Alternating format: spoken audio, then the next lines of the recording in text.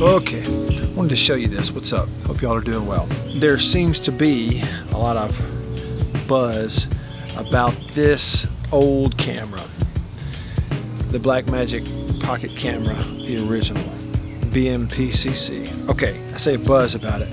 You know, 5, 6, whatever it is years old, but I'm noticing a lot of videos about this camera here in 2019, 2020. People seem to be unusually interested in this camera. I think probably it is the combination of the price, getting them used, along with the reputation of the image and the quality, and the fact you can shoot RAW and you can shoot ProRes HQ, and you have this wide dynamic range in this itty bitty camera that's very affordable. I think it's all those things. So anyway, I'm coming back to it here. I'd forgotten that I had this lens. It is the 85mm Samyang Canon version.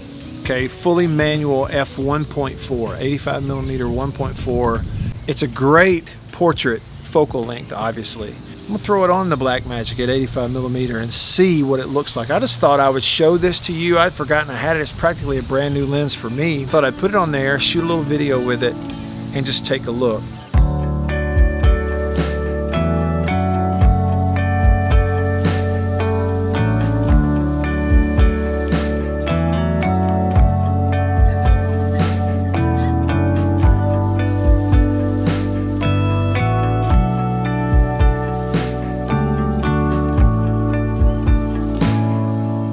And what I found, I think, is that it really is a cool option for this camera. It obviously is great for B-roll, especially indoor, because you can open this lens all the way up at 1.4.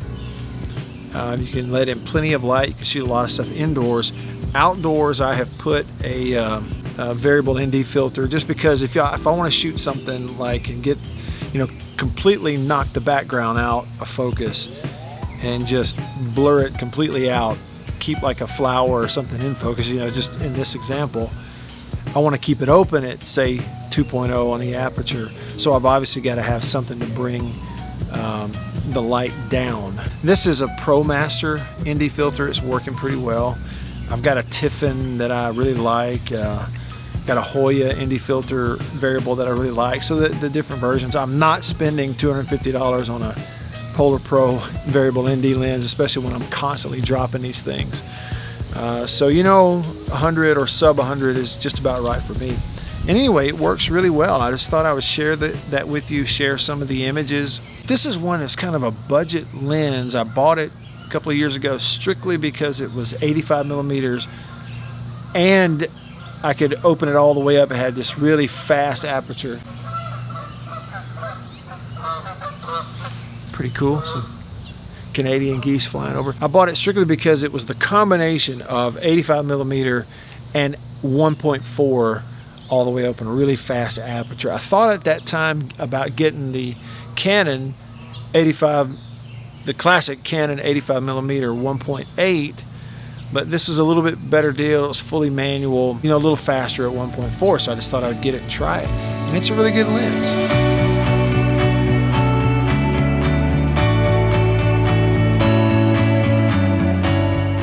Everything you're seeing in this video, I shot with this setup using this kinetinic viewfinder, loop, if you will. It's magnified.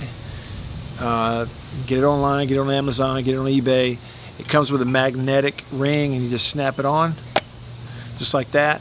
Okay, and now I have a loop on the camera that allows me to really be able to, in any environment, use the loop to see that LCD screen, make sure I have the subject in focus, because with this, I can tell you in any environment, in my experience, you can see the focus peaking the way you want to. You can easily identify it. You don't have a close focus distance, minimum focus distance. You got to be, several feet away. This is not a macro lens at all. You get up close on something, you're not going to be able to get it in focus. Just wanted to make sure I mentioned that.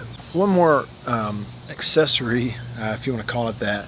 I've not used it with the Blackmagic, but this Manfrotto monopod I should probably get a little farther away. I'll give you a shot of it. Obviously, this is not stabilized, the camera nor the lens. So handheld, it's okay, but you're going to be shaky. On a tripod, it's great. What about this non-stabilized lens and camera, using it on this monopod at 85 millimeters adapted? I'll show you some of that video now. I'm going to shoot on that a little bit.